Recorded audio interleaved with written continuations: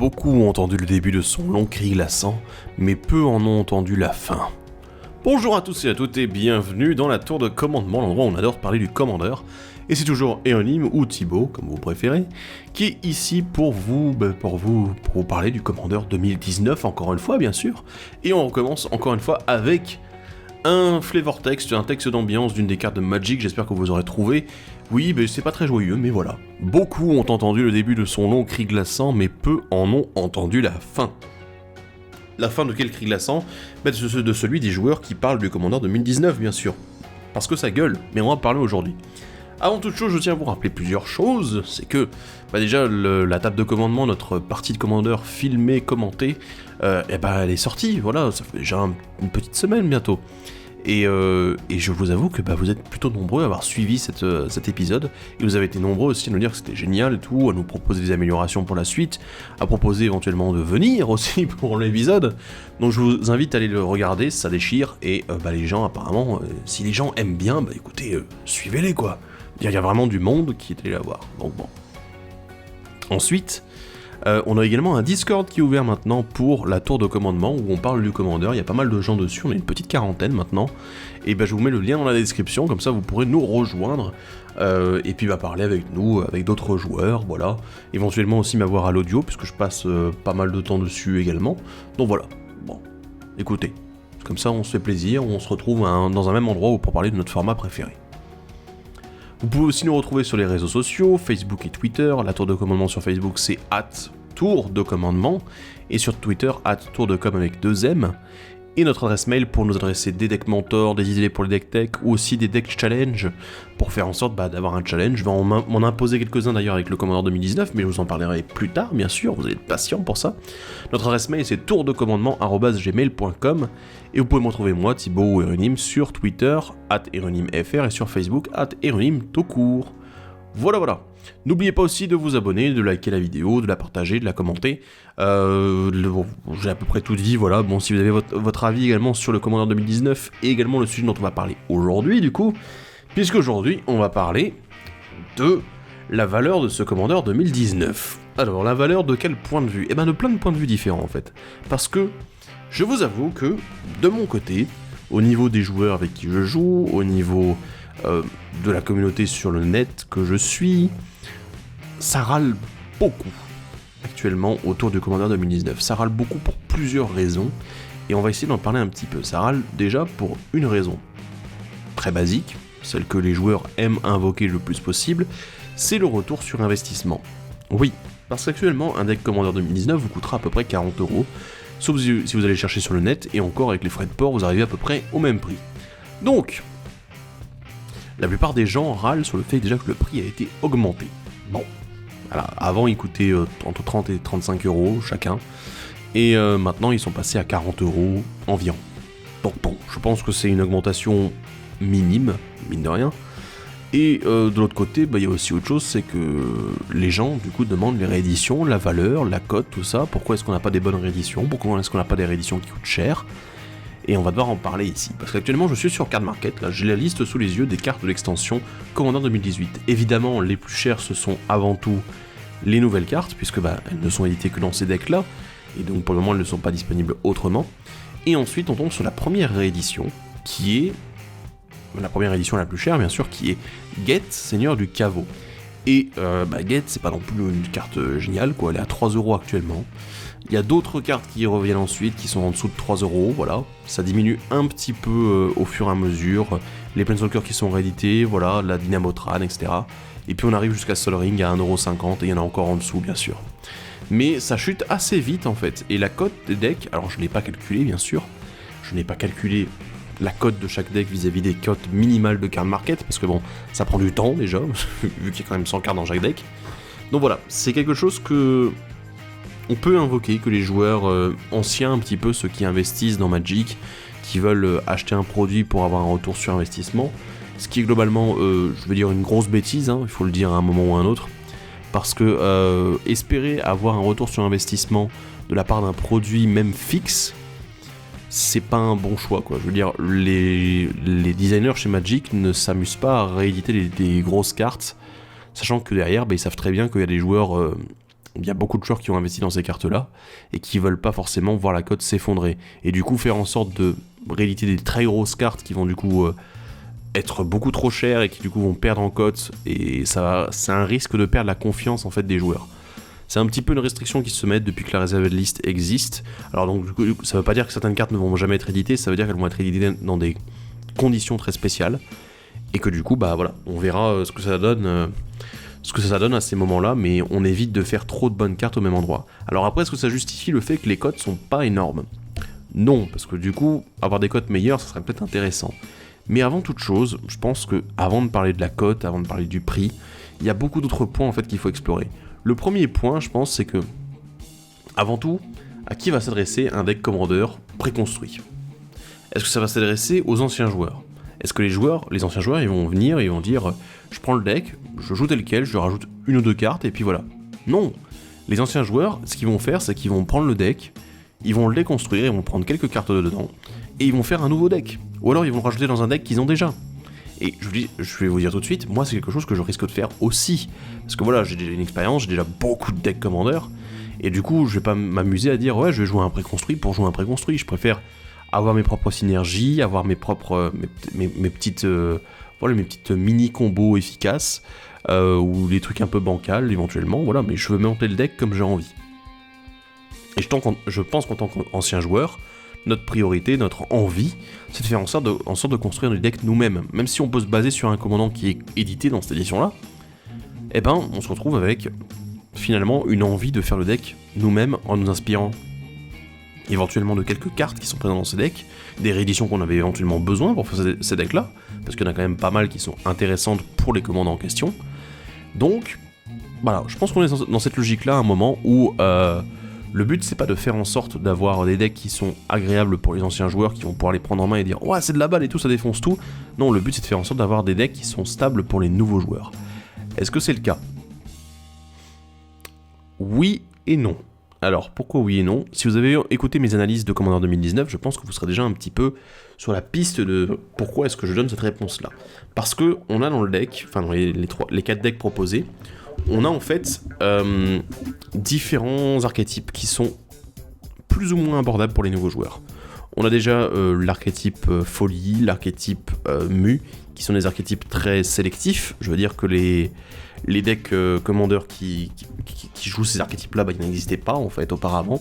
On avait Animar qui s'occupait un peu de la mu, mais aussi pour une raison, c'est que la mu, la folie sont des mécaniques qui ne sont pas venues très souvent dans Magic, pendant 2 ou 3 éditions grand maximum, enfin au moins 2 blocs, et puis c'est tout, voilà.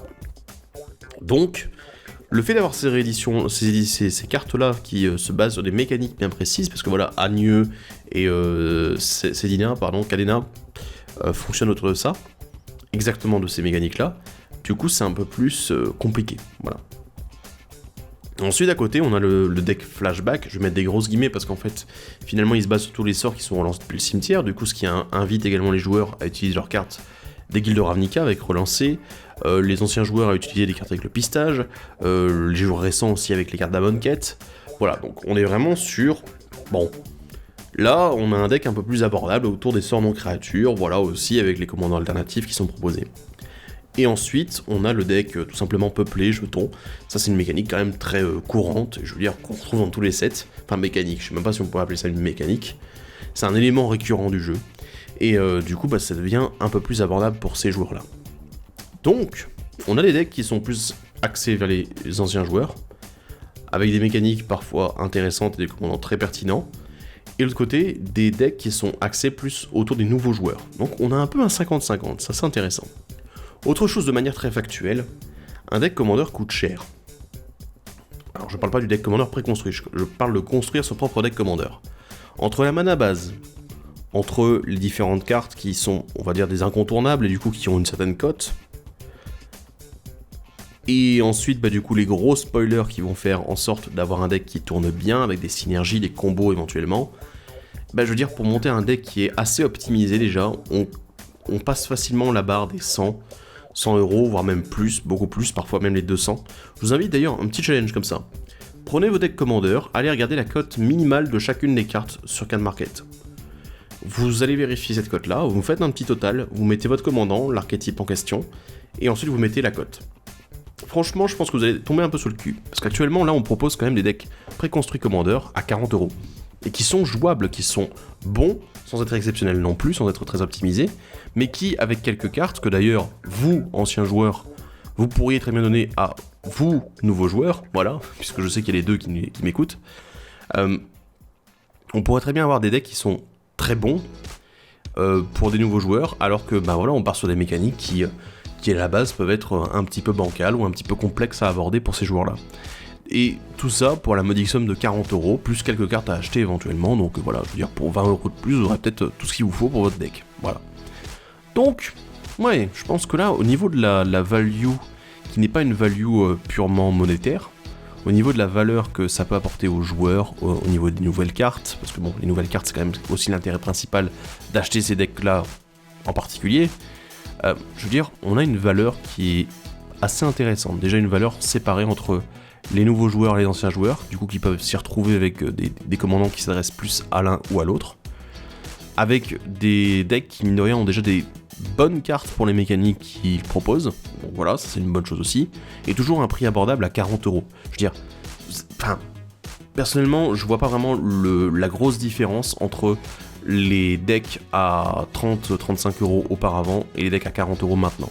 Je pense que la différence elle est minime, mine de rien. Je sais que si vous achetez les 4 decks, donc du coup vous êtes un ancien ou un gros collectionneur ou un gros taré qui a plein d'argent à dépenser, c'est sûr que sur 4 decks ça fait une bonne différence, ça c'est sûr. Mais déjà aussi auparavant, il faut rappeler qu'il y avait 5 decks disponibles, maintenant ce n'est plus le cas, il n'y en a plus que 4, donc il y a aussi ça qui joue. Donc vraiment, je ne sais pas, je pense que la valeur du deck Commander 2019 en tant que deck purement jouable et purement intéressant, elle n'est pas en dessous des autres éditions Commander qu'on a vues ces dernières années. Ensuite, bon, c'est sûr que le fait de s'être focalisé sur certaines mécaniques très précises, c'est pas quelque chose qui me plaît beaucoup. Mais ça peut quand même attirer certains joueurs, je veux dire, Aminatou c'est un deck qui a attiré aussi des joueurs. Seigneur Vent des Vertus aussi, hein, voilà. Dans les mécaniques très précises, et les mécaniques qui font... enfin voilà, qui tournent vraiment sur quelque chose de très très particulier, et pas de quelque chose de très générique, c'est vrai que là, bah... il y a quand même une sacrée différence, voilà. On se retrouve avec des mécaniques très très précises, et malheureusement trop peu exploitées finalement, et du coup c'est peut-être aussi pour ça qu'ils le font dans les decks Commander. Mais je pense que l'une des choses qui touche un petit peu plus tous les joueurs de Commander, et qui m'a aussi pas mal touché sur ce Commander 2019, c'est le power level. Le niveau de puissance des decks. Est-ce que... Alors oui, bah évidemment, on peut pas avoir systématiquement des decks qui défoncent, qui sont extrêmement forts. Donc, la question principale, c'est où est-ce qu'on en est au niveau de la puissance de ces decks de Commander 2019 ? Je les trouve plutôt moyens. Comme je vous disais, l'échelle de puissance des decks allant de 1 à 10, voilà, celle que je vous ai présentée, je pense que c'est un bon 5, encore une fois, un 5, voilà, c'est le milieu, c'est pas encore optimisé, il y a des cartes qui sont pas à leur place, on n'est pas encore non plus sur de la combo, hein, voilà, mais avoir plus de synergie disponible dans le deck, beaucoup de synergie, accès autour du commandant ou d'un plan de jeu principal, c'est parfois ce qui manque, voilà. Mais j'aimerais comparer ça en fait avec les autres éditions Commander depuis le tout début. Donc on va faire un petit retour en arrière en Commander 2011, ou plutôt Commander tout court, la première édition Commander qui existait, qui a été quand même une petite révolution à l'époque, parce que c'était vraiment la façon d'adouber le Commander comme étant un format officiel soutenu par Magic, et créer des commandants qui sont en fait des commandants exclusifs, créés exclusivement pour ce deck, en fait, pour ce format, pardon. Et bah voilà, c'était un petit peu la révolution, quoi. C'était le début d'une nouvelle ère.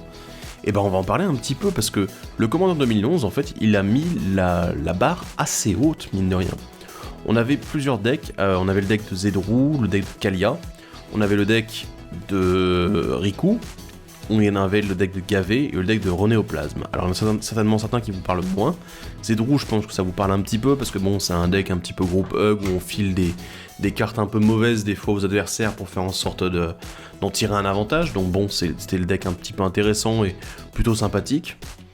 Ensuite, Kaalia, je pense que c'est quand même le deck qui a un peu défini le commandeur aussi, c'est l'overpuissance, avec des très bonnes rééditions, des nouvelles cartes vraiment intéressantes, du coup qui défonçaient vraiment les adversaires, et du coup c'était grosse bête, voilà. Et ça de manière très efficace. Donc, Kaalia, encore une fois, a défini le commandeur, puisqu'on la joue encore aujourd'hui. Ensuite, le deck Riku. Alors Riku, vous le connaissez peut-être pas beaucoup, mais vous connaissez une autre carte de ce deck-là, c'est l'autre commandant, Animar, qui lui, il est encore joué aujourd'hui, je veux dire, encore des combos, des synergies autour. C'est encore un très très bon commandant qui a lui aussi été surexploité depuis ce moment-là. Et le deck était déjà très bon, il y avait beaucoup de bonnes choses intéressantes dans le deck, et voilà, je veux dire, c'était déjà un bon pas en avant pour le commandeur. On a eu le deck autour de Gavé, le gourou des sports, mais surtout dans le deck, il y a un autre commandant que vous connaissez peut-être un petit peu plus, c'est Carador. Donc un deck beaucoup basé sur le sacrifice, sur la résurrection du coup des créatures, et en fait le deck était déjà très bon lui aussi en soi, il y avait déjà pas mal de choses proposées, de bonnes cartes qui étaient présentes, de très bonnes rééditions. Donc voilà, on se retrouve aussi encore une fois avec un deck qui envoyait du lourd. Le deck Ronéoplasme, alors lui c'est peut-être le deck un petit peu moins connu, voilà, en bleu, noir, vert, puisque Ronéoplasme il a des synergies, des combos en lui, mais malheureusement c'est pas un commandant très apprécié de la plupart des joueurs, donc du coup il est peut-être un petit peu moins joué, voilà.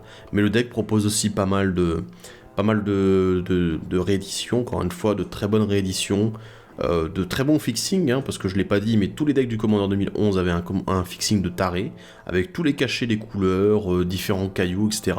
Et du coup c'était extrêmement stable pour avoir joué ne serait-ce que voilà, le Kaalia de manière brute, voilà, tel quel. C'était déjà assez violent, mine de rien, et très très très efficace. Donc on avait un Commander 2011, le Commander original, qui était déjà un power level assez élevé, je dirais, allez, un 6,5 facilement sur l'échelle des decks Commander. Mais continuons avec le deck Commander 2013, parce que évidemment, ça a mis 2 ans à sortir après le premier Commander, mais on a attendu, voilà, et on a eu des nouveaux commandants qui ont vraiment aussi, eux, marqué un petit peu l'histoire. On a notamment eu Oloro, évidemment, dans ce type de deck-là. On a eu Oloro, donc voilà, qui a vraiment marqué pas mal les esprits à ce moment-là.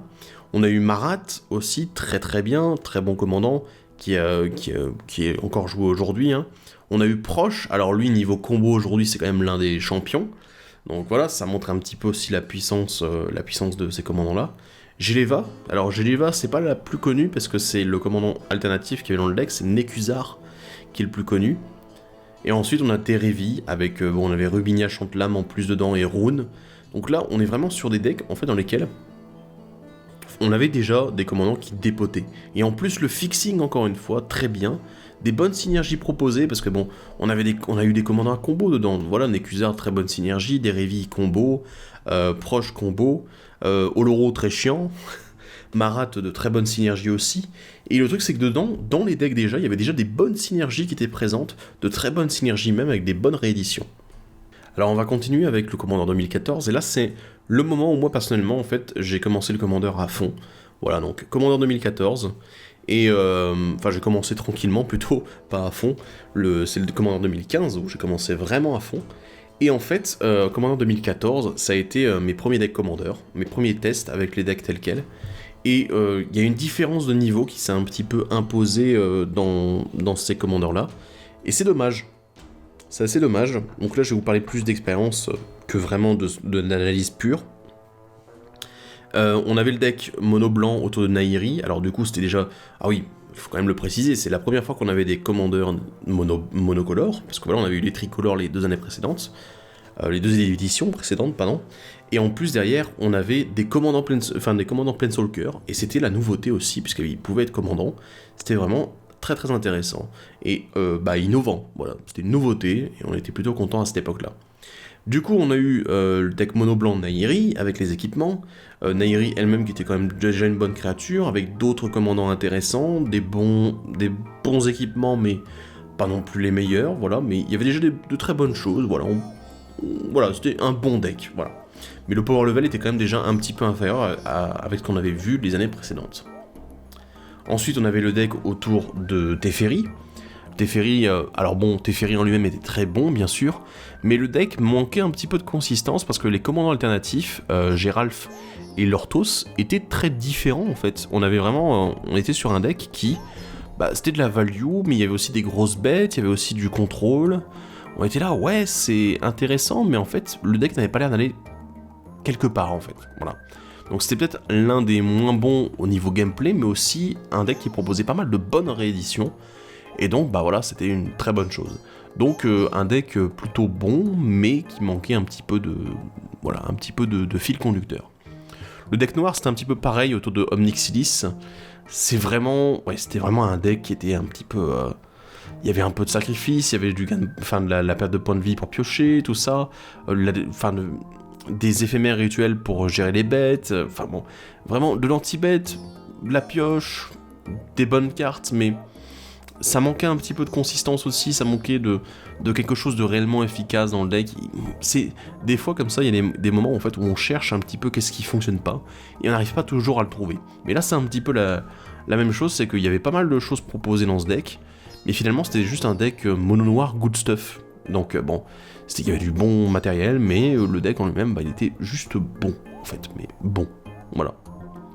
On a eu le deck mono rouge d'Areti, artefact, sacrifice... je pense que c'est quand même l'un des commandants encore les plus joués aujourd'hui, et c'est pas pour rien, parce qu'il est extrêmement efficace, et que voilà, le deck était déjà très bon de base, il y avait beaucoup de bonnes choses, de très bonnes rééditions dedans, qui synergisaient très bien avec Dareti, et pour avoir testé le deck de base en lui-même, et pour l'avoir pris ensuite dans la gueule, un peu amélioré, et même beaucoup amélioré, c'est un commandant et un deck qui défonce vraiment, quoi. C'était un très très bon deck. Et on finit avec le Commander 2014, avec le deck Frialise, le deck mono vert, qui lui était juste... c'est le deck que j'ai eu le plus, en fait, on me l'a revendu 2 fois, donc je l'ai eu 3 fois au total. Et pour vous dire, j'ai gardé quasiment toutes les cartes en 3 exemplaires, parce que... oui, j'aurais très bien pu les vendre, hein. Mais en fait, Frialise contenait énormément, je trouve, de très bonnes rééditions, de très bonnes cartes pour la pioche, pour les bêtes, pour les elfes, de manière générale. Aussi, quelques éphémères rituels vraiment sympas. J'ai trouvé ça vraiment un deck très consistant, avec un équilibre au sein des créatures présentes au sein du deck, voilà. C'est qu'il y avait de tout. Voilà, on se retrouvait avec de tout, des petites bêtes, des grosses bêtes, avec du mana supplémentaire avec les différents elfes présents, etc. Et vraiment de la pioche, voilà, tout ce qu'on aime bien. Et franchement, ça marchait vraiment très très bien, c'était un très bon deck aussi. Donc, si je devais faire un petit top de cette édition-là, c'était en premier Dareti, largement devant, ensuite le deck vert et le deck blanc, et ensuite le bleu et le noir qui se battent un peu en duel au fond de la liste, mais... tous avaient de très bonnes rééditions, mais en fait, ce qui était plus inquiétant, c'était leur stabilité en fait et leur jouabilité. Et là, on se retrouve du coup avec une situation qu'on peut mettre en parallèle avec le Commander 2019. Est-ce qu'on privilégie la valeur des rééditions ou leur efficacité au-delà de la jouabilité du deck original? Grande question. Est-ce qu'il y a une réponse? Pas vraiment. Je pense que le mieux c'est d'avoir un deck qui tourne bien, d'avoir un deck qui est agréable à prendre en main de base, et en plus qui propose des bonnes rééditions. Mais est-ce que c'est un équilibre facile à prendre? Je ne pense pas. Et pour ça justement on va parler de la prochaine extension, le Commander 2015. Cette édition Commander 2015 du coup, elle a eu une grosse différence de niveau, par rapport au deck, et la mécanique était très intéressante. On était sur une mécanique expérience en fait, où en gros, chaque fois que vous faisiez telle ou telle action par rapport au commandant, et du coup ça faisait en sorte d'accumuler des marqueurs d'expérience sur le joueur. Du coup c'était une valeur ajoutée qui était permanente, qui ne se perdait pas en fait, même quand le commandant partait du champ de bataille, ce qui était une très bonne chose et qui permettait d'avoir des capacités et des effets très intéressants. Mais derrière, le niveau des decks était loin d'être excellent. On a eu le deck autour de Daxos en blanc-noir, qui était vraiment très peu consistant, puisque c'était un deck autour des enchantements en blanc-noir. C'est pas le top, hein. Vous avez vu que l'année dernière on a eu loin un blanc-bleu-vert qui était bien meilleur. Et bah du coup, il y avait de très bonnes rééditions dedans, d'accord, mais le deck était très peu consistant. On a eu en plus un très bon commandant alternatif, Karlov du Conseil Fantôme, qui est encore très joué, même en duel commandeur, pour vous dire en compétitif. Donc bon, c'est quand même pour vous dire un petit peu la puissance du machin, quoi. Donc, c'était un deck très consistant, très intéressant vis-à-vis des rééditions et des cartes proposées, mais malheureusement très peu consistant, justement. Donc, bah voilà, c'était un petit peu le mauvais, quoi, le mauvais. On avait eu Bleu-Rouge, Mizzix de Lise Magnus, qui était très bonne carte, avec surtout, en fait, même juste sans parler de Mizzix, voilà, le Mizzix c'est très bien, j'ai envie d'en monter un encore, voilà. Mais pour vous dire, la consistance du deck derrière, qui était vraiment prévue pour les éphémères, les rituels, pour la réduction de coûts, pour faire des effets quand ça arrive, pour faire en sorte d'avoir tout simplement des sorts qui sont pas chers, puis un petit peu plus chers, et d'avoir une sorte de, vraiment une courbe de mana très bien équilibrée au niveau de ces éphémères et de rituels, qui est très important avec Mizzix, et ben, ça a marché, le deck était très bien de base. Alors certes, il y a des petites cartes comme ça où on dit « Bah, what ? Qu'est-ce que c'est que ça ?» Et en fait, on a envie de les retirer pour remplacer vers autre chose. Mais c'est ça qui m'a plu, en fait, c'est que ces decks du Commander 2015, pour la plupart, pour les bons, en fait, il suffisait de retirer quelques cartes qui n'étaient pas très très bonnes, de changer un petit peu la mana base pour avoir des meilleurs terrains, voilà, et de les remplacer par d'autres, voilà, de très bons sorts pour le reste. Et c'était bon, et voilà, le deck il était tout prêt, tu pouvais jouer un très bon deck, qui était déjà au niveau d'un 7, ou même, non je vais pas dire un 8, mais bon, un bon 7 quoi, un 7,5, et juste en remplaçant quelques cartes. Et c'est ça qui était très bien dans ces Commanders 2015, les meilleurs d'entre eux en tout cas. On avait le deck Meren, alors là Meren je pense que bon, ça reste un des commandants les plus joués en Commander en tant que réanimation. C'est tellement fort, le deck de base avait déjà beaucoup de choses sur lui, voilà, il proposait pas mal de bonnes cartes, de bonnes rééditions. Alors il en fallait évidemment plus, parce que bon, Meren demandait bien plus que juste quelques bonnes rééditions, il y avait beaucoup de choses à mettre dedans pour faire en sorte qu'elles soient excellentes, et bah ce qui est le cas, je veux dire, avec quelques cartes de plus, avec quelques modifications, bah ça suffisait largement pour avoir un très bon deck. Et en plus, le commandant alternatif, Mazirek, lui aussi a eu le droit à ses propres decks qui étaient aussi très efficaces.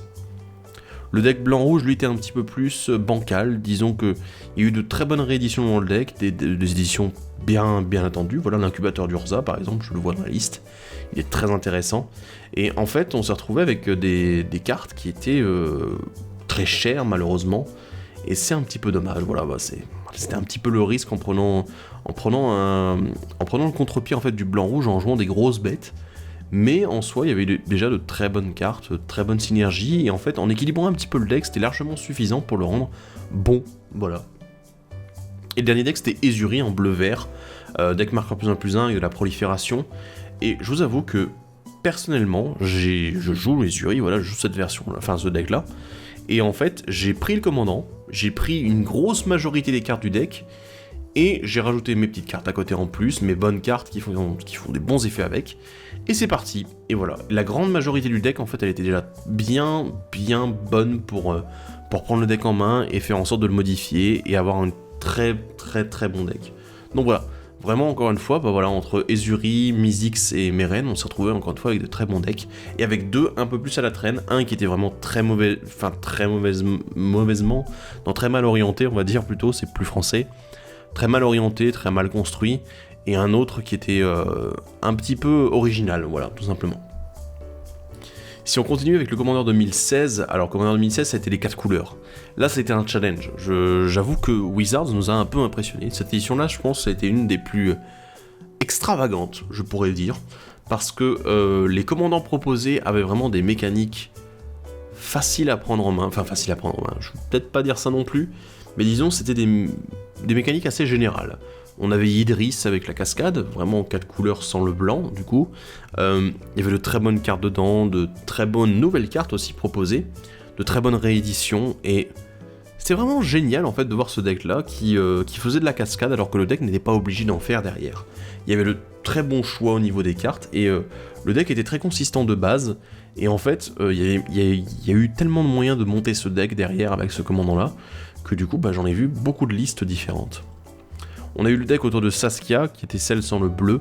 C'était un deck de bourrin, mais je vous avoue que c'est peut-être celui qui a été le moins joué, en fait, que j'ai vu le moins joué, parce que la plupart du temps, les gens, ils sont là, ouais, c'est bourrin, quoi. Et bon, après, il y a le côté avec infection, je sais que certains le font aussi, et c'était peut-être la seule manière de vraiment le rendre très efficace, étant donné que le bourrin en commandeur, c'est toujours un petit peu limité. Le deck autour de Kinaios et Tiro, le deck sans le noir, là c'était le deck groupe Hug, il y avait déjà de très bonnes cartes dedans, de très bons choix de cartes, de très bonnes rééditions, des éditions qui font vraiment plaisir. Voilà, on avait quand même Propagande et Présent Fantomal déjà de base dedans, la sphère de sécurité en plus, donc vraiment le côté pilo forte en fait, où vous construisez une forteresse où les gens ne peuvent plus vous attaquer, il était déjà là. Il y avait encore d'autres cartes en plus, on a retrouvé Zedrou aussi, du premier commandeur.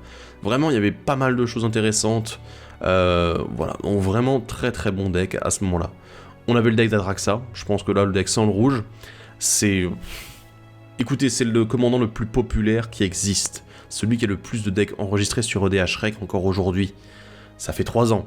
Je vous avoue que c'est assez impressionnant de voir que ce commandant-là, il a marqué autant les esprits parce que il fonctionne sur une mécanique simple. Déjà, c'est une très bonne bête, mais surtout, en fait, il fonctionne sur la prolifération. Et déjà, dans le deck de base, rien que ça, on avait une tonne de cartes qui fonctionnaient super bien.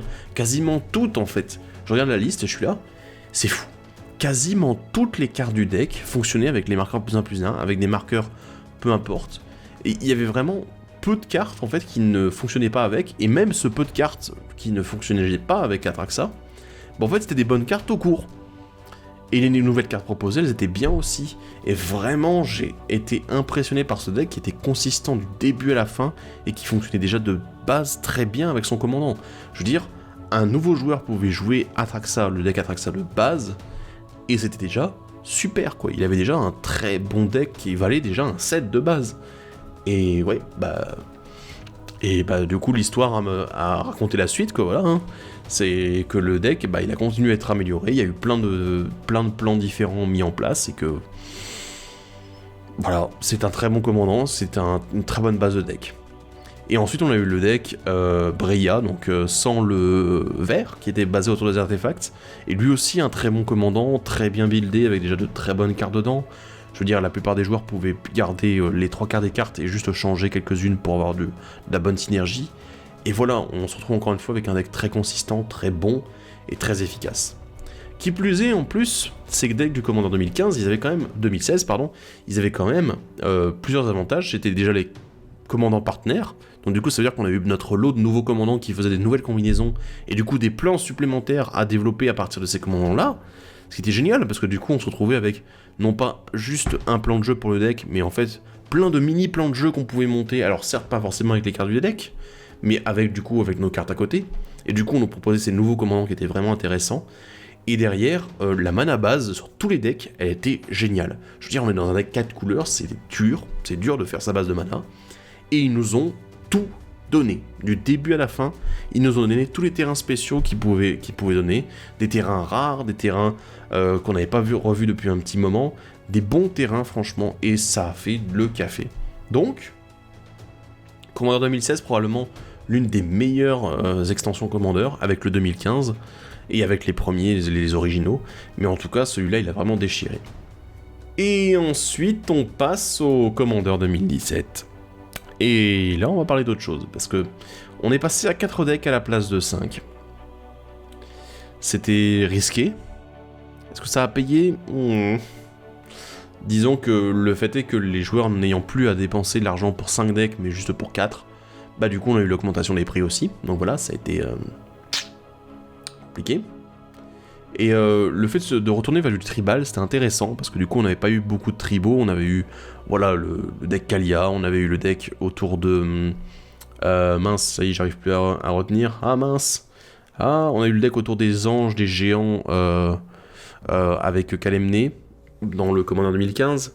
C'était plus le deck vert, mono vert du Commander 2014 avec les elfes. Mais voilà, c'était pas totalement du tribal à chaque fois, bon, sauf Kalia qui était vraiment très tribal. Et voilà. Mais c'est vrai qu'ici on avait une édition complètement tribale, du coup qui nous proposait une bonne base pour prendre en main ce type de deck. Et bah du coup on a eu des bonnes éditions, des bonnes nouvelles cartes, avec des cartes qui fonctionnaient bien sur le tribal, réduction de coûts, le terrain qui fonctionne bien avec la voie de l'ascendance. Voilà, donc c'était vraiment intéressant, une édition qui était pas aussi consistante que les précédentes, parce que malheureusement il me manquait peut-être un peu de synergie réellement tribal dans certains decks. Le deck chat était intéressant, mais voilà, il manquait peut-être un petit peu de nouveautés, sachant qu'en plus il était couplé avec un sous-archétype équipement. Le deck vampire était juste un truc de taré, quoi, je veux dire, c'était vraiment un deck de vampire basé de A à Z, avec déjà les 3 quarts des bons vampires dans le deck. Donc bon, hein, que dire de plus? Rien. Le deck de dragon, bah, il proposait déjà beaucoup de bons dragons, il fallait juste en rajouter encore quelques-uns, avec des commandants alternatifs intéressants qui sont vraiment dans des logiques très différentes. Mais il y avait déjà une bonne base, malheureusement la base de mana était assez pourrie, il faut le dire. 5 couleurs c'est toujours compliqué en commandeur, et quand on donne pas tous les outils, bah voilà, ça marche moins bien. Le deck des sorciers, je pense que c'est celui qui était le plus faible, même s'il avait de très bonnes cartes dedans, avec, comment il s'appelle encore, le géant, j'ai oublié, mince. Mais voilà, on avait vraiment ce deck qui était un petit peu, bref, sorti de nulle part, avec tribal sorcier, mais malheureusement pas beaucoup d'éphémères rituels, beaucoup de créatures, et ça manquait un petit peu de consistance au niveau de ce deck là. Donc ouais, on avait un gros deck, Edgar Markov, tout simplement, les autres, Ur-Dragon et Arabo qui sont bons, mais qui manquaient encore un petit peu de gaz pour vraiment tourner, donc du coup il fallait vraiment les améliorer. Et le deck sorcier qui est un peu à la ramasse derrière, il avait juste Caisse dedans, qui était un très bon commandant bien sûr, et bon voilà, c'est un petit peu dommage tout ça. Et si on reparle un petit peu du Commander 2018, voilà, moi je l'ai analysé l'année dernière, j'étais tout content de pouvoir faire ma première analyse, tout ça, mais je vous avoue que si on doit revenir en arrière, et réfléchir un petit peu, ben finalement ces decks là, ils étaient pas fous. On a eu des commandants alternatifs proposés qui étaient intéressants, voilà, dans à peu près tous les decks. Je vais pas vous refaire le détail des decks, mais bon voilà, si vous voulez aller voir l'analyse de l'année dernière, faites-vous plaisir. Mais ça manquait pas mal de consistance dans tous les decks en fait. On se retrouvait avec des bonnes rééditions, des bonnes nouvelles cartes, mais des fois des trucs un petit peu bancals, voilà, qui étaient pas fous. Des choses qui demandaient vraiment à être plus poussées, des cartes qui n'étaient pas vraiment à leur place. Le deck Aminato était peut-être l'un des plus consistants, parce que c'est assez bizarre d'ailleurs, puisque quand on regarde ça, on est là, le deck Aminato il se base sur une mécanique très particulière, le dessus de la bibliothèque. Et le Blink aussi, oui, bien. Mais finalement, le commandant le plus populaire du deck, Aminatou, c'est pas Aminatou, c'est pas Varina, c'est pas Yenet, c'est Yuriko, le commandant ninja en fait. Et je pense que les gens auraient peut-être voulu avoir ce genre de deck un petit peu fun, sorti de nulle part, avec voilà, un commandant ninja, pourquoi pas dans les tribaux, et dire voilà, en fait on va rééditer tous les bons ninjas, enfin tous les ninjas tout court. Ensuite, mettre quelques bonnes cartes avec, quelques cartes filler, mettre des nouveaux ninjas, et puis voilà, c'est réglé. Et ce commandant-là, il a un peu surpassé le deck d'origine. C'est pareil, enfin, Seigneur des Vents des Vertus, lui, il est assez joué, mais il y a d'autres plans de jeu, en fait, qui fonctionnent autour des casse-terrain, tout ça. Et il y a quelques bonnes cartes qui sont sorties, en fait, de ce deck-là, mais du coup, qui ne jouent plus, en fait, avec Seigneur Vent des Vertus, qui sont joués dans d'autres decks. Et en fait, ces decks-là, c'est l'impression que j'ai eu même moi, de mon côté. Parce que bon, même par exemple pour le deck Estrid, j'ai joué Kestia en tant que commandant. Et en fait, j'ai eu cette impression que à chaque fois, j'allais piocher dans ces decks-là, mais que rarement, j'avais construit réellement autour des mécaniques de ces decks-là. Il n'y a que Saeli qui est sorti parce que c'est un deck artefact bleu-rouge, et ça me plaisait beaucoup. J'avais pas forcément envie de jouer de Joyra, pardon. Mais voilà, donc du coup... je sais pas, il y a eu un manque de consistance, et les decks étaient encore un peu bancals, et franchement, voilà, vraiment le deck Saeli que j'ai construit, j'ai repris très peu, finalement, d'artefacts du deck d'origine. Je me rends compte maintenant, je regarde la liste, je suis là, mince, mais il y en a plein, vraiment plein, que j'ai pas repris, quoi. Que j'ai pas gardé, que j'ai pas utilisé, j'ai juste... fait le ménage quoi. Et je veux dire même les cartes que j'avais encore dans le deck qui étaient des cartes de Saeli, là j'ai fait encore des upgrades récemment, et c'est les cartes qui sont parties la plupart du temps en premier. Du coup parce qu'il y avait tellement d'autres bonnes cartes, et en fait je commence à me demander si depuis le Commander 2017, mais surtout durant le Commander 2018 et cette année encore une fois, j'ai l'impression qu'on se retrouve toujours avec les versions low cost des cartes en fait. C'est que finalement on nous dit ouais on va mettre en avant une mécanique, on va mettre en avant un plan de jeu, et on va vous mettre juste des bonnes cartes, mais pas les meilleures. C'est voilà, plutôt que de nous mettre, je sais pas par exemple, d'avoir par exemple dans le deck peuplé, avoir Procession Consécratrice, ou alors une vie parallèle, pourquoi pas, ou rééditer Vigueur Primordiale, pourquoi pas aussi, ce serait très bien. Pas forcément une saison de dédoublement. Mais à la place de ça, on nous dit, bah non, on va mettre des petits sorts qui font peupler. Et t'es là, mais oui, mais c'est quand même plus intéressant d'avoir des trucs qui font que vous avez plus de jetons, quoi. Avoir une deuxième récolte, pourquoi pas, c'est aussi un bon sort et ça vaut que dalle. Et en fait, j'ai cette impression-là, en fait, où on nous a toujours mis la version moins chère du deck. C'est-à-dire, on va toujours trouver les alternatives les moins chères possibles au deck qui est proposé. Et là, j'ai envie de dire quelque chose, je suis pas d'accord. Je suis pas d'accord du tout. Parce qu'à un moment, en fait, je pense qu'en tant que joueur de Commander, on s'attend pas forcément à retomber sur nos pattes, à dire ouais on a regagné notre mise et tout, on a payé 40€, on a récupéré plus de 40€. C'est quelque chose qui n'arrivera plus, qui n'arrivera pas.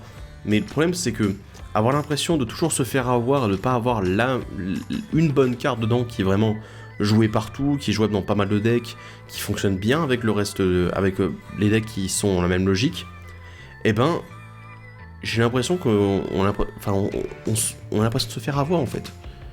On a l'impression de recevoir la version low cost quoi. C'est juste nous dire ah oui mais non mais de toute façon si vous voulez un deck un peu optimisé, bah en fait il va falloir remplacer quasiment toutes les cartes. Là on vous a juste donné les versions un peu plus budget. Et t'es là mais bah non c'est pas ce que je demande quoi. Ce que je veux c'est avoir des bonnes cartes, des très bonnes cartes qui sont irremplaçables en fait. Et c'est ce qui s'est passé dans les versions précédentes. Je veux dire, quand on regarde Edgar Markov, qui est pour moi le dernier un peu survivant de cette période-là, dans le Commander 2017, il y a de très bons vampires qui sont dedans. On se retrouve avec le Vampire Captivant, qui est une très bonne carte. On a eu des nouveaux vampires qui étaient vraiment excellents. Le Commander 2016 avait de très bonnes rééditions, des rééditions simiques très intéressantes pour Atraxa, des rééditions Group Hug, Pillow Fort pour Kinaios et Tyro, de très bonnes cartes aussi pour les decks Cascade et pour le deck Breya. Et t'es là, maintenant, j'ai l'impression qu'on se retrouve avec des versions low cost. Ça m'arrive de moins en moins. Honnêtement, je vais vous dire, voilà, j'ai ma collection derrière moi. Voilà. Si vous avez déjà vu chez moi avec la FAQ ou le reste, ou avec la vidéo que j'ai sortie récemment, actuellement, j'ai 2 boîtes pour mes decks Commander. J'ai, sachant que je n'ai pas tous les decks Commander non plus, mais en gros, j'ai tous les decks Commander du Commander 2014, enfin 2011, je devrais dire même pour ceux que je possède, jusqu'au Commander 2016 dans une boîte, et j'ai ensuite le Commander 2017 et le Commander 2018 dans l'autre. La boîte Commander 2017, Commander 2018, je ne l'ouvre jamais. Véridique. Et ça, c'est un truc, à me faire péter un câble, parce que je me dis, merde, j'ai investi dans ces decks-là, j'ai acheté tous les decks de ces éditions-là, et de l'autre côté, qu'est-ce qui se passe ? Eh ben, j'ai l'impression de ne jamais rien utiliser qui sorte de là. Si ce n'est, quand j'ai besoin d'une tour de commandement, je vais peut-être en chercher dans cette boîte-là en premier, ou un caillou en particulier, qui est dans ces éditions-là. Mais c'est tout, quoi. Les 3/4 du temps, je passe à côté comme si de rien n'était. Et c'est impressionnant. Je veux dire, ça c'est... En fait, c'est moi qui me rends compte, là, sur le moment, pendant que je suis en train d'enregistrer, que, en fait, ces decks-là, on est vraiment sur les versions low cost. Et je trouve ça un petit peu dégueulasse, surtout pour les joueurs qui veulent optimiser un peu plus leur deck. Alors pour les nouveaux joueurs, ils s'en fichent, ça peut être déjà un bon départ, mais le souci c'est qu'à partir du moment où ils voudront optimiser leur deck, et qu'ils auront pris un deck préconstruit, ils vont se rendre compte qu'ils devront changer quasiment les 3/4 du deck facilement. Et c'est dommage, c'est vraiment dommage. Et j'ai l'impression, de pas de m'être fait avoir, mais juste que Wizards est peut-être passé à côté de quelque chose, quoi. Et alors en plus cette année, il y a quand même quelque chose qui m'a beaucoup énervé, vous avez dû l'entendre durant la deuxième vidéo d'analyse du Commander 2019, mais je suis désolé, tous les ans, tous les decks, on avait une carte, qui était une carte, signature de l'édition.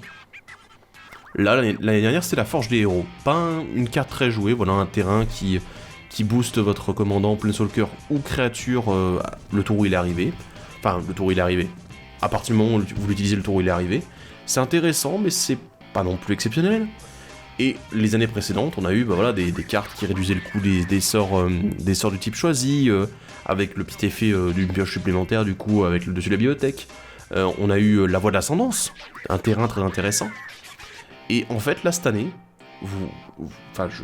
j'hallucine vraiment, le Commander 2019 n'a aucun artefact commun à tous les decks, c'est-à-dire un artefact nouveau qui donnerait un avantage, qui serait intéressant, et aucun terrain nouveau qui est commun à tous les decks. On a un nouveau caillou qui est mauvais, on a un nouveau terrain qui est joué dans un seul deck et c'est pas le meilleur, et je ne comprends pas quoi. Je veux dire, c'était intéressant d'avoir ces cartes signatures en fait qui étaient la signature même du Commander, de l'édition Commander en question. Et là, ça donne presque l'impression, je suis désolé, je vais peut-être cracher pas mal sur Wizards là actuellement, mais ça donne l'impression, en fait, que on est des vaches à lait, que si vous voulez la carte en question, qui n'est éditée que dans un seul deck sur les 4, et ben vous allez devoir acheter ce deck-là aussi. Même si c'est pas celui que vous vouliez, vous devez l'acheter si vous voulez cette carte. Ou alors vous allez devoir l'acheter ensuite sur le marché secondaire, en l'achetant directement auprès d'un particulier ou d'une boutique. Mais du coup, ce qui va vous coûter cher, parce que techniquement, il y a moins de cartes de ce type-là qui sont éditées. Donc du coup, elles vont coûter plus cher que ce qu'il y avait auparavant. Enfin, que ce que pourrait valoir, par exemple, une Voie de l'Ascendance, qui est une très bonne carte, mais qui a été éditée dans les 4 decks Commander 2017. Et là, honnêtement, je suis dégoûté. Parce que j'ai l'impression qu'il y a 2-3 petites choses, en fait, dans le Commander auxquelles on s'attachait, en fait. C'est le fait de se dire, chaque année, dans tous les decks, il y aura le même caillou, le même terrain, et ce sont c'est le thème récurrent, l'élément récurrent de chaque deck Commander. Et du coup, même si je prends pas tous les decks, au moins j'en aurai un. Même si c'est pas le deck qui l'utilise le plus, Urne de Pensée, qui était une carte du Commander 2015, si je ne me trompe pas, qui vous fait du mana incolore pour 2, mais qui empêche d'avoir une limite de cartes dans votre main. Je veux dire, c'était une très bonne carte, et tous les decks Commander l'avaient, même ceux qui ne piochaient pas. Et les gens étaient très contents. La sphère du commandant, très bien aussi. Et je veux dire, tous les decks l'avaient. Et c'est ça, et c'est juste... J'hallucine en fait de voir que là, Wizards cette année, malheureusement, au niveau de la valeur des decks, pour moi, ils se sont plantés. Non pas au niveau de la cote, non pas au niveau... même je vais dire le prix qui a été augmenté, qui passe à 40€. Non, c'est pas ça le truc. Pour moi, sur quoi ils se sont plantés en fait, c'est que ils vont donner beaucoup plus de boulot à ceux qui veulent prendre les decks Commander de cette année, de 2019, et les améliorer ensuite pour pouvoir les jouer.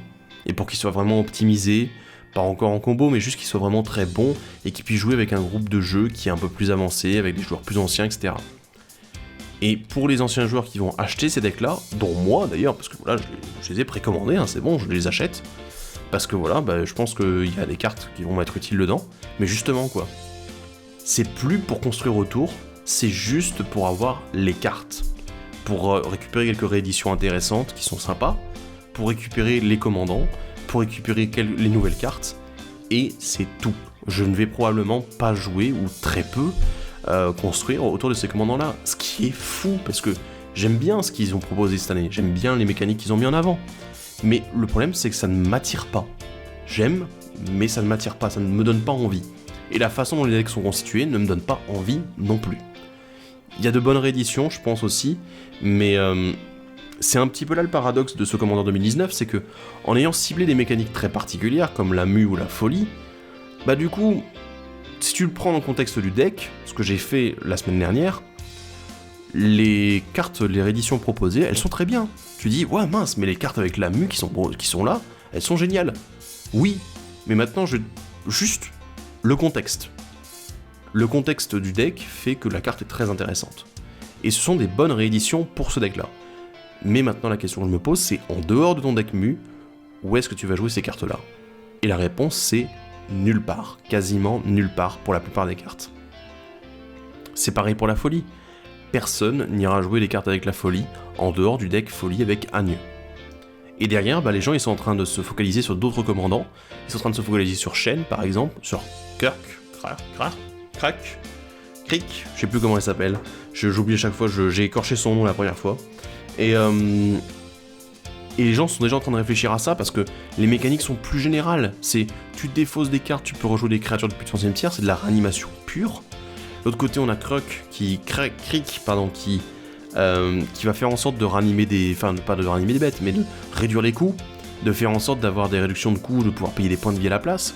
Et je veux dire, mais oui, mais évidemment, les gens sont intéressés par ça. Pourquoi ? Parce que ce sont des commandants très génériques, en fait, qui ne demandent pas de se focaliser sur une mécanique en particulier, que tu peux combiner les meilleures cartes des mécaniques qui fonctionnent avec ça. Et c'est tout. Et vraiment, je suis un peu dégoûté.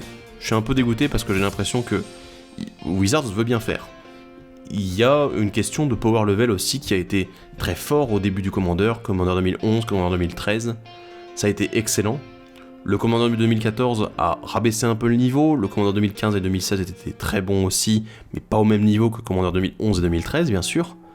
Ensuite on a eu la période des tribaux, qui ont été un petit peu, voilà, certains ont été très bien montés, d'autres un petit peu plus mis à l'arrache. Et l'année dernière, pour moi, ça a été un petit peu le début de la fin, parce qu'on a abordé des sujets très particuliers, le dessus de la bibliothèque, le casse-terrain, enfin les effets de sacrifice de terrain.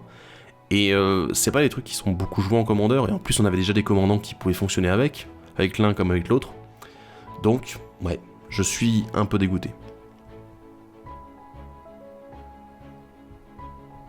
Je trouve pas quoi dire en fait après ça, parce que pour moi ça sonne un petit peu le point final de cet épisode. Je pense qu'on va s'arrêter là. Je sais que d'habitude je joue avec je mets un petit script minimum. Là ça n'a pas été le cas, je suis parti un petit peu en freestyle et je me suis dit que j'avais envie de donner mon ressenti après être revenu, enfin mon ressenti direct, après être revenu sur tout ça sur le moment. Pas juste dire je vais analyser vraiment en détail et tout. Non, je voulais avoir mon ressenti sur les anciens decks, les comparer avec les nouveaux. Et je pense que c'est ça aujourd'hui, c'est l'expérience du jour, c'était la mienne en fait. La mienne et mon expérience dans le Commander avec les préconstruits. Et j'ai juste une chose à vous dire, si vous voulez vous amuser avec les decks Commander 2019, faites-le, achetez-en, achetez ceux qui vous plaisent. Ne vous attendez pas à retrouver la valeur de vos sous dans le deck, mais dites-vous au moins que pour ce prix-là, vous avez pu, enfin à moins de compter les cartes à 5 centimes, bien sûr, vous aurez la valeur, mais dites-vous au moins que pour ce prix-là, vous avez pu vous acheter un deck Commander qui est viable, qui est correct, et qui demande juste un petit peu d'amour et un petit peu d'attention pour être amélioré. Et je pense que c'est un petit peu la logique qu'on avait auparavant avec les précédents decks Commander qui avaient plus de choses à nous proposer. Mais ça demandera peut-être un petit peu plus d'attention cette fois-ci pour le Commander 2019, pour le Commander 2018 d'ailleurs si vous voulez vous y mettre aussi. Mais voilà, je pense qu'il y a pas mal de choses à voir avec ces decks-là. Et que bon, pour les anciens joueurs qui veulent avoir ces cartes-là, bah écoutez, j'ai qu'une chose à vous dire. Bah achetez-les soit à l'unité, soit achetez-vous les decks si jamais vous voulez accéder à certaines cartes, avoir les commandants tous, voilà, enfin bon. Bon en tout cas, voilà, je vais soutenir ma boutique La Malle d'Apolline et puis on va tester ces commandants là cette semaine. Bref, bon, je pense que j'ai tout dit. Écoutez, je vous dis à la prochaine et puis salut à tous, bye bye.